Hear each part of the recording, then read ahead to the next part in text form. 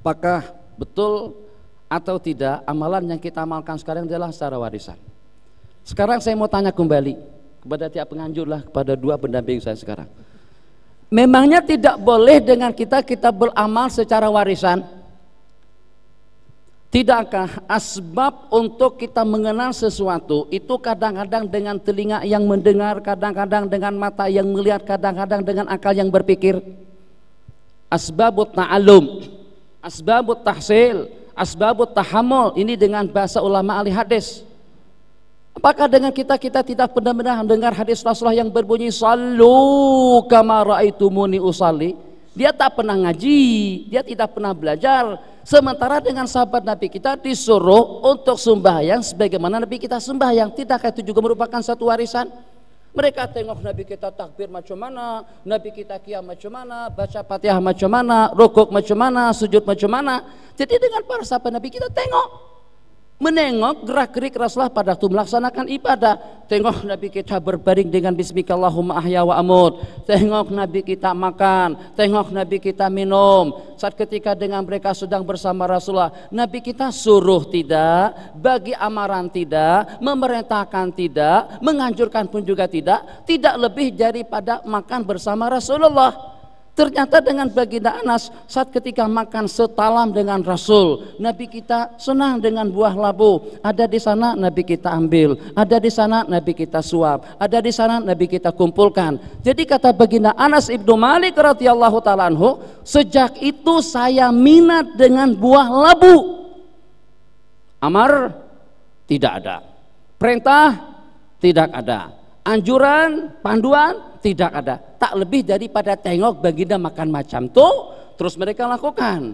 Sayyiduna Rasulullah sallallahu alaihi wasallam saat ketika menyendar di sebuah tempat, duduk relek santai. Jadi pada waktu itu dengan baginda Abdullah ibnu Umar setelah Nabi kita wafat, ada sebuah pokok kayu yang disebut dengan Syajaratul Ridwan.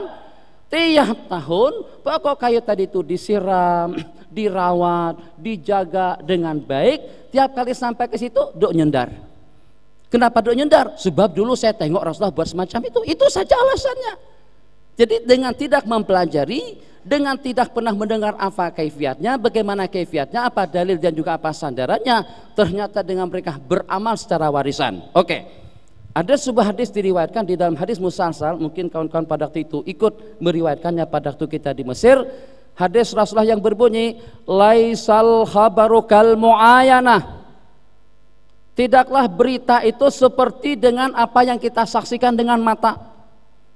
Jadi dengan kita, kalau dikatakan ilmu warisan itu tidak betul, itu bukan merupakan satu sandaran yang kuat. Harus kita duk ngaji dulu, duk depan tu guru, harus kita baca, disyarahkan, diterangkan, diskusi, debat, baru itu yang namanya ilmu.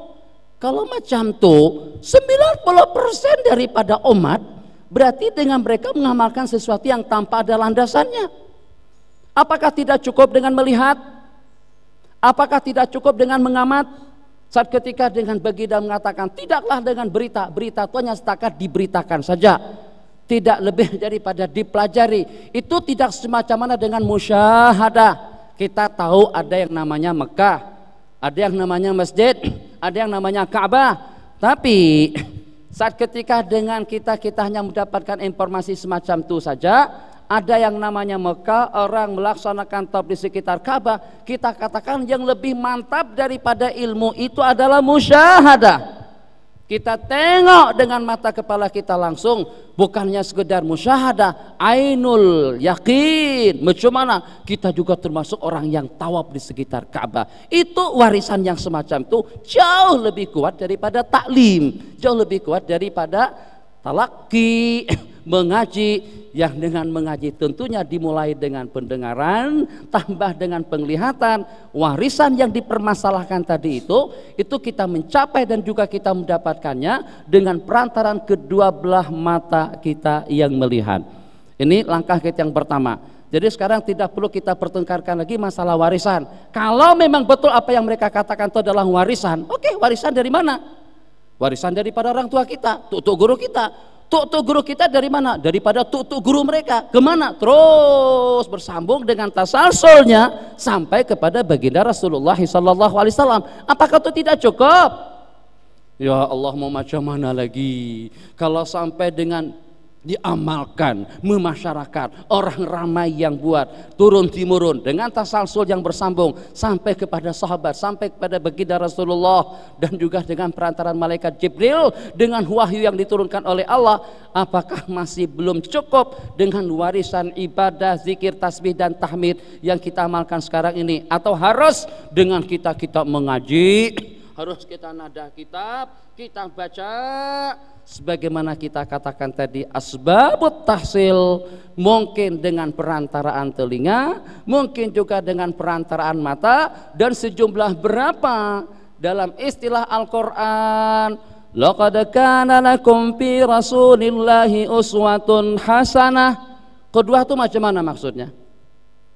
Kedua bukan taklim, bukan pendidikan. Kedua contoh tauladan. Nabi kita contohkan tidur macam mana, makan macam mana, duduk macam mana, jadi panglima perang bagaimana, pada waktu jadi pemimpin yang tertinggi macam mana, bagaimana Nabi kita khutbah, bagaimana Nabi kita menjadi imam. Khudu anni manasikakum sallu kama ra'aitumuni usalli. Banyak hadis-hadis yang semacam itu. Ternyata qudwah hasanah yang kita istilahkan dengan bahasa warisan tadi itu, justru itu yang ditekankan oleh Al-Quran. Kenapa dipertengkarkan sama mereka? Saya rasa sudah cukup mengenai warisan. Jadi kita tak perlu risaulah, tak perlu gundah. Yang walaupun ilmunya warisan, yang penting bukan warisan dari Fir'aun, bukan warisan daripada Gajah Mada, bukan warisan daripada orang asli, bukan warisan daripada daya. Ini warisan yang bersambung daripada generasi kepada generasi sampai kepada baginda Rasulullah SAW.